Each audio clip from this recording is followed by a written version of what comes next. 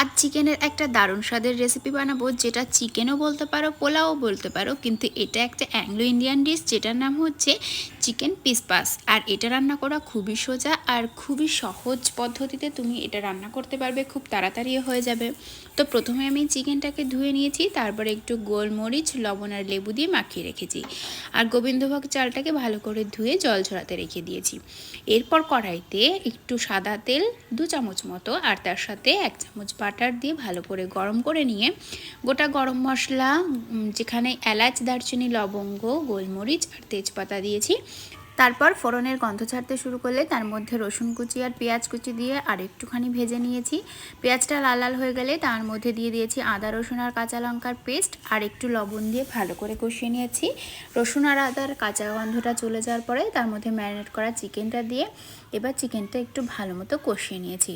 এরপর চিকেনটা একটু কষা হয়ে গেছে, এরপর এর মধ্যে দিয়ে দেব আমি কিছু সবজি। প্রথমে এখানে আমি দিয়ে দিয়েছি আলুগুলোকে একটু বড় সাইজের কেটেছি, আর তার মধ্যে গাজর, ক্যাপসিকাম, কড়াইশুঁটি আর পেঁয়াজগুলোকেও আমি একটু বড় সাইজের কেটে নিয়েছি। এরপর সব সবজি দিয়ে আর একটু লবণ দিয়ে ভালো করে ঢেকে ঢেকে একটু সেদ্ধ হওয়া পর্যন্ত কষিয়ে নিয়েছি। আলুগুলো, সবজিগুলো একটু সেদ্ধ হয়ে গেছে, তার মধ্যে এবার ওই জল ঝরিয়ে রাখা গোবিন্দভোগ চালটা দিয়ে দিয়েছি। দিয়ে আবারও ভালো করে নেড়ে চেড়ে চালটা একটু ভেজে নিয়েছি। তারপরে এর মধ্যে দিয়ে দিয়েছি এখানে 1 কাপ দুধ আর 3 কাপ গরম জল। আমি এখানে 2 কাপ চাল নিয়েছি, তাই জন্য এখানে 4 কাপ জল হিসাবে এখানে দুধ আর জল মিলিয়ে দিয়েছি।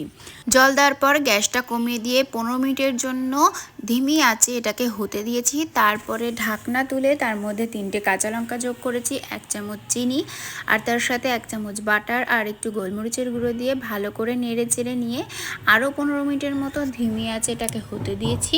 ব্যাস, আধ ঘন্টা পরে আমার চিকেন পিসপাস রেডি। তো দেখো কত সুন্দর হয়েছে খেতে, খেতেও খুবই ভালো হয়েছে, দেখতেও খুবই সুন্দর হয়েছে। তো তোমরা বাড়িতে একবার এভাবে ট্রাই করে দেখো, কেমন লাগলো অবশ্যই কমেন্ট করে জানিও। আর নতুন বন্ধুদের আমার অনেক অনেক ভালোবাসা, পুরনো বন্ধুদেরও অনেক অনেক ধন্যবাদ আমার পাশে থাকার জন্য। টাটা, দেখা হবে পরের ভিডিওতে।